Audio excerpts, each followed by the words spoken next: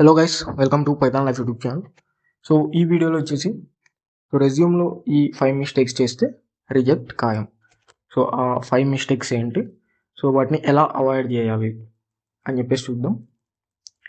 So first ఇక్కడ image చూసుకుంటే like 5 resume mistakes ఏంటి అని చెప్పేసి చూస్తే like using the same resume for every job. So ప్రతి ఒక్క జాబ్కి కూడా సేమ్ రెజ్యూమ్ యూస్ చేస్తే సో రిజెక్ట్ అవ్వడానికి హై ఛాన్సెస్ ఉంటుంది అనమాట. సో ఎందుకంటే so different jobs different skills అనేవి నీడెడ్ ఉంటాయి అనమాట. సో డిఫరెంట్ జాబ్ డిస్క్రిప్షన్స్ అనేవి ఉంటాయి.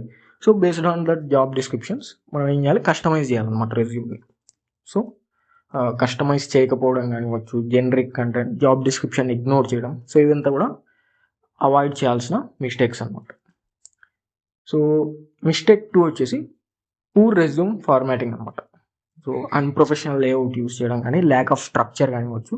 సో పూర్ రెజ్యూమ్ ఫార్మాటింగ్ కూడా అవాయిడ్ చేయాలన్నమాట. సో నీట్గా ప్రొఫెషనల్ లేఅవుట్ అనేది యూజ్ చేయాలి, స్ట్రక్చర్ ఫార్మాటింగ్ అనేది మెయింటైన్ చేయాలి.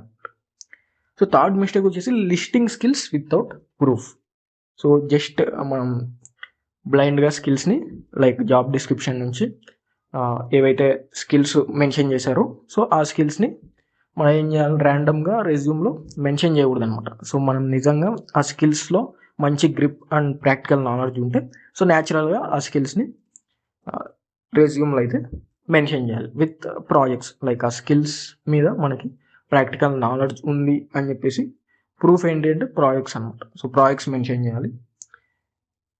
So listing skills without proof అనేది third mistake. And fourth mistake వచ్చేసి స్పెల్లింగ్ గ్రామర్ ఎర్రర్స్ అనమాట. లైక్ గ్రామర్ ఎర్రర్స్ కానివచ్చు, టైపోస్ కానివచ్చు. సో వాటిని అయితే అవాయిడ్ చేయాలన్నమాట. Like lack of attention to detail, poor communication, typos and mistakes. So ఇవన్నీ కూడా అవాయిడ్ చేయాలి. అండ్ మిస్టేక్ 5 వచ్చేసి adding fake information. So fake information అనేది కూడా అవాయిడ్ చేయాలన్నమాట. సో ఫేక్ ఇన్ఫర్మేషన్ అనేది యాడ్ చేయకూడదు. లైక్ ఫేక్ స్కిల్స్ కానివ్వచ్చు, ఫేక్ ప్రాజెక్ట్స్ కానివ్వచ్చు, సో ఫేక్ ఎక్స్పీరియన్స్ కానీ, సర్టిఫికేషన్స్ కానివ్వచ్చు. సో ఫేక్ ఇన్ఫర్మేషన్ అనేది అవాయిడ్ చేయాలన్నమాట. సో ఫేక్ ఇన్ఫర్మేషన్ అనేది యాడ్ చేయకూడదు. సో సార్ డీటెయిల్గా చూద్దాం. సో మిస్టేక్ 1 వచ్చేసి using the same resume for every job. So చాలామంది క్యాండిడేట్స్ ఏం చేస్తారంటే సో ఒకటే రెజ్యూమ్ అనేది మెయింటైన్ చేస్తారనమాట. సో సేమ్ ఎగ్జాక్ట్ రెజ్యూమ్ని ఎవ్రీ కంపెనీకి కూడా అప్లై చేస్తూ ఉంటారు అనమాట. సేమ్ రెజ్యూమ్తో ప్రతి ఒక్క కంపెనీకి, ప్రతి ఒక్క జాబ్కి అప్లై చేస్తూ ఉంటారు అనమాట. సో దానివల్ల ఏమవుతుంది, రిజెక్ట్ అవ్వడానికి హై ఛాన్సెస్ ఉంటాయి అనమాట. సో ఎందుకంటే like different job roles require different skills and keywords, different keywords.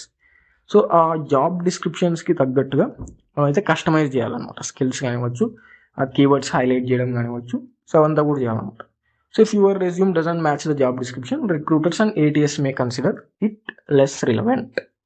So same రెజ్యూమ్ని మనం ప్రతి జాబ్కి like different skills, different keywords ఉన్న జాబ్స్కి కూడా సేమ్ రెజ్యూమ్తో అప్లై చేస్తే సో ATS స్క్రీనింగ్లో ఫిల్టర్ అవుట్ అయిపోవచ్చు అనమాట. లైక్ లెస్ రిలవెంట్గా కన్సిడర్ చేస్తుంది అనమాట. So do this instead. So దానికి బదులుగా మనం ఏం చేయొచ్చు అంటే సో జాబ్ డిస్క్రిప్షన్ అనేది కేర్ఫుల్గా రీడ్ చేసి సో ఆ జాబ్ డిస్క్రిప్షన్కి most relevant skills and projects, so ఆ జాబ్ డిస్క్రిప్షన్కి రిలవెంటెడ్ స్కిల్స్ మన దగ్గర ఉంటే లైక్ రిలవెంట్ ప్రాజెక్ట్స్ కానీ ఉంటే సో వాటిని హైలైట్ చేయాలన్నమాట. So customize your resume for each application. So ఆ విధంగా ప్రతి అప్లికేషన్స్కి కూడా రెజ్యూమ్ అనేది కస్టమైజ్ చేయాలి. మిస్టేక్ 2 వచ్చేసి పూర్ రెజ్యూమ్ ఫార్మాటింగ్ అనమాట. సో రిక్రూటర్స్ ఏం చేస్తారు, లైక్ మినిట్స్ స్పెండ్ చేయరనమాట మన రెజ్యూమ్ మీద. సో ఓన్లీ ఫ్యూ సెకండ్స్ అనేది స్కాన్ చేస్తారు. మన రెజ్యూమ్ని ఓపెన్ చేసి ఓన్లీ ఫ్యూ సెకండ్స్ స్కాన్ చేస్తారనమాట. సో ఒకవేళ మనకి ఫస్ట్ ఇంప్రెషన్ రావాలి అంటే like inconsistent fonts, large paragraphs, poor spacing అనవచ్చు, అన్క్లియర్ సెక్షన్ హెడింగ్. సో ఇవన్నీ ఉంటే ఏంటి, మనకి పూర్ ఇంప్రెషన్ అనేది వస్తుంది అనమాట రిక్రూటర్ నుంచి. So recruiter very few seconds అనేది స్పెండ్ చేస్తాను అనమాట మన రెజ్యూమ్ని. సో క్విక్గా స్కాన్ చేస్తాను అనమాట. లైక్ ఇంపార్టెంట్ ఇన్ఫర్మేషన్ కోసం అయితే సెర్చ్ చేస్తాను అనమాట. సో మన రెజ్యూమ్ అనేది ఇవన్నీ లైక్ ఇన్కన్సిస్టెంట్ ఫాంట్స్ ఉండడం, unnecessary large paragraphs, poor spacing కానీ, అన్క్లియర్ సెక్షన్ హెడింగ్స్. సో ఇవన్నీ ఉంటే ఏంటంటే లైక్ ఒక పూర్ ఇంప్రెషన్ అనేది క్రియేట్ చేస్తాను అనమాట. So it becomes difficult to read. So యాక్చువల్గా మనం టాలెంట్ని షోకేస్ చేసుకోలేము అనమాట. లైక్ క్లియర్గా రీడబుల్గా వాళ్ళకైతే రిప్రజెంట్ చేయలేము అనమాట. సో బెస్ట్ ప్రాక్టీస్ ఏంటంటే use a clean layout with clear heading. So clear హెడ్డింగ్స్లో ఒక క్లీన్ లేఅవుట్ అనేది యూజ్ చేయాలి. లైక్ బుల్లెట్ పాయింట్స్ కానివచ్చు, కన్సిస్టెంట్ ఫార్మాటింగ్ కానివచ్చు, కన్సిస్టెంట్ ఫాంట్స్ కానివచ్చు. సో ఆ విధంగా లైక్ క్లీన్ లేఅవుట్ అనేది మెయింటైన్ చేయాలి. సో మిస్టేక్ 3 వచ్చేసి listing skills without proof. So మనం ఏం చేయాలి, show evidence of your skills. So స్కిల్స్కి ఎవిడెన్స్ ఏంటి, ప్రాజెక్ట్స్ అనమాట. సో సింపుల్గా మనం like Python, Java, SQL, machine learning, so ఈ విధంగా మెన్షన్ చేయకూడదు అనమాట. So it is not enough. So just మనం స్కిల్స్ని ఈ విధంగా మెన్షన్ చేయకూడదు అనమాట. So recruiters want to know how you have used those skills. So ఆ స్కిల్స్ ఎలా యూజ్ చేసావు, సో ఏవైనా ప్రాజెక్ట్స్లో ఆ స్కిల్స్ని యూజ్ చేసి ఏవైనా ప్రాజెక్ట్స్ డెవలప్ చేశారని చెప్పేసి చూస్తారనమాట. So support your skills with projects. So projects కానీ, ఇంటర్న్షిప్స్ కానీ, సర్టిఫికేషన్స్, లేదంటే ఏదైనా ఫ్రీలాన్స్ వర్క్ చేస్తున్నా, open source contributions.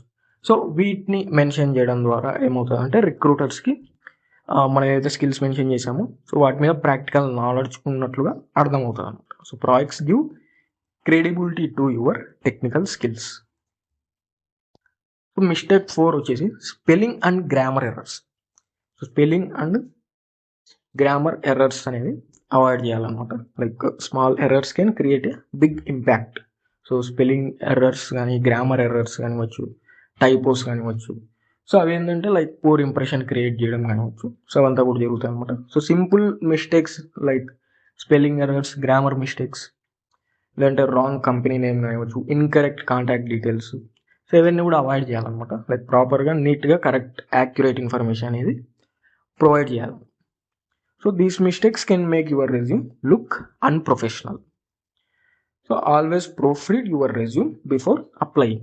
So apply చేసే ముందు సో ఆల్వేస్ ఏం చేయాలి, మన రెజ్యూమ్ని సో నీట్గా, ప్రాపర్గా చెక్ చేయాలన్నమాట. లైక్ యాక్యురేట్గా ఇన్ఫర్మేషన్ ఉందా, ఏవైనా ఎర్రర్స్ ఉన్నాయా అని చెప్పేసి సో నీట్గా లైక్ ప్రాపర్గా చెక్ చేసిన తర్వాత అప్లై చేయాలన్నమాట. సో ఎర్రర్ ఫ్రీ ఉంది అని చెప్పేసి అనిపించినప్పుడు సో అప్లై చేయాలన్నమాట. You can also use tools like Grammarly or ask a friend to review it. So Grammarly లాంటి టూల్స్ని అయితే యూజ్ చేయొచ్చు. సో లేదంటే ఫ్రెండ్స్నైనా లైక్ రివ్యూ చేయమని చెప్పేసి అడగవచ్చు అనమాట. సో ఫైనల్గా మిస్టేక్ 5 వచ్చేసి adding fake information. So never exaggerate your profile. So fake information అనేది యాడ్ చేయకూడదు అనమాట. So never exaggerate your profile. So మనం సో ఇవన్నీ కూడా యాడ్ చేయడం అవాయిడ్ చేయాలన్నమాట. So avoid adding skills you don't know. So తెలియని స్కిల్స్ లైక్ జాబ్ డిస్క్రిప్షన్లో మెన్షన్ చేసిన స్కిల్స్ బ్లైండ్గా, ర్యాండమ్గా మనం అయితే మెన్షన్ చేయకూడదు అనమాట. సో జెన్యున్గా మనకు ఆ స్కిల్స్ మీద మంచి గ్రిప్ అండ్ ప్రాక్టికల్ నాలెడ్జ్ ఉంటూ మాత్రమే మెన్షన్ చేయాలి. సో తెలియని స్కిల్స్ని అయితే మెన్షన్ చేయకూడదు. And fake internships, fake certifications, false experience, so ఇవన్నీ కూడా అవాయిడ్ చేయాలి. ఇన్కరెక్ట్ అచీవ్మెంట్స్ కూడా యాడ్ చేయకూడదు అనమాట. సో ఇటువంటి ఫేక్ ఇన్ఫర్మేషన్ అంతా కూడా అవాయిడ్ చేయాలి. So recruiters often verify information during interviews, technical rounds or background checks. So recruiters ఏం చేస్తారు, లైక్ వెరిఫై చేస్తారన్నమాట డ్యూరింగ్ ఇంటర్వ్యూస్ కానివచ్చు, టెక్నికల్ రౌండ్స్లో కానీ, బ్యాక్గ్రౌండ్ చెక్స్లో కానివచ్చు. సో అటువంటి సిచ్యువేషన్స్లో వెరిఫై చేస్తారు కాబట్టి లైక్ బీ హానెస్ట్.